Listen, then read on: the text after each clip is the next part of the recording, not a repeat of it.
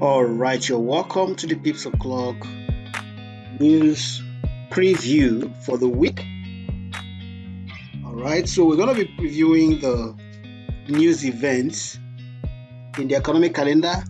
We are going to be using Forex Factory calendar for the purpose this week. Okay, so here we are on Sunday already, and already we have some medium impact events from China already out. Okay, so we will be focusing mainly on the high impact events. So where we have medium impact and we feel it may be useful to us, then we touch it. But for most of the parts, we are focusing mainly on the high impact events. So for Monday this week, beginning 14th Monday all the way to Friday the 18th, here are the events to focus on. So on Monday from the economic calendar here is literally more like a free day, okay, because you'll be having bank holiday in the US, and when there's bank holiday, you would want to be careful about it because a lot of things can happen suddenly. Okay, so there's bank holiday in America on Monday, and you want to watch out, and perhaps you want to take some break still, because still you also have bank holiday in Japan Monday, you have bank holiday in Canada Monday, so you have bank holiday in the US. So with all of this put together, I will recommend that you stay away from the market for Monday. Rest, use it to prepare and plan ahead. Then on Tuesday at 7 a.m., we'll be looking at the GBP claimant count change for the United Kingdom at 7 a.m. West African time, local time here.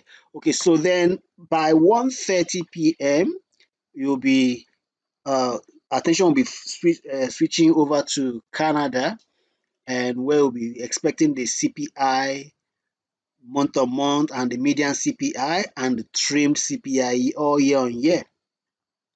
Then by 10:45 p.m. same Tuesday, attention shifts to New Zealand for the New Zealand CPI, that's Consumer Price Index, quarter on quarter.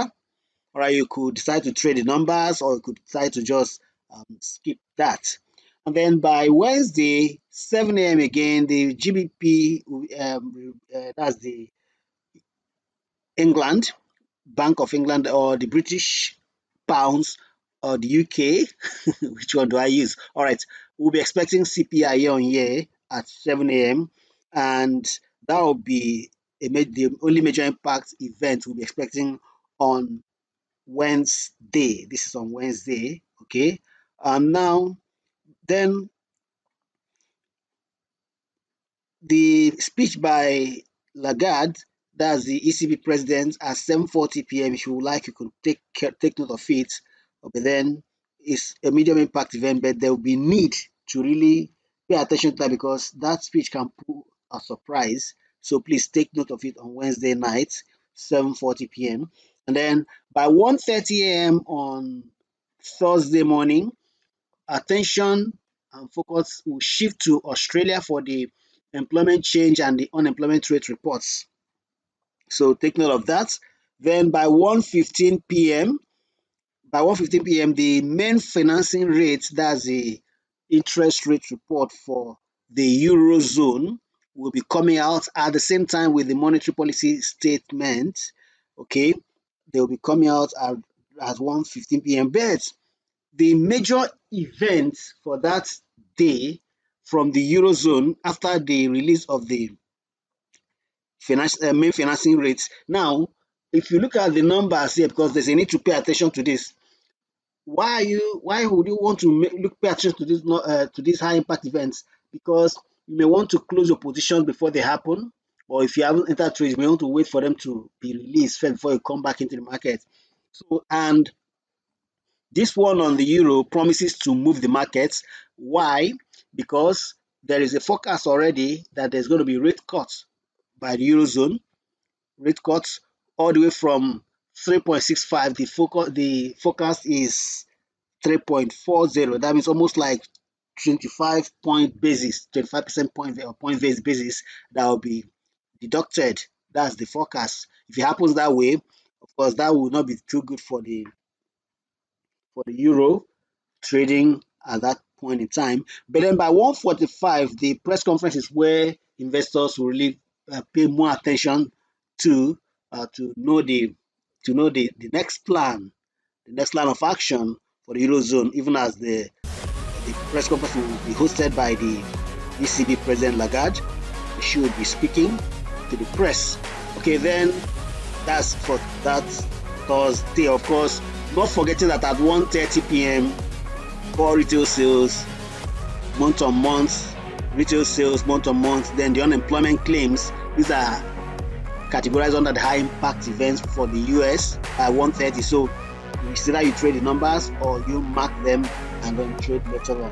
Then finally on Friday, we have only one high impact event, and it's happening at 7 a.m. from UK again.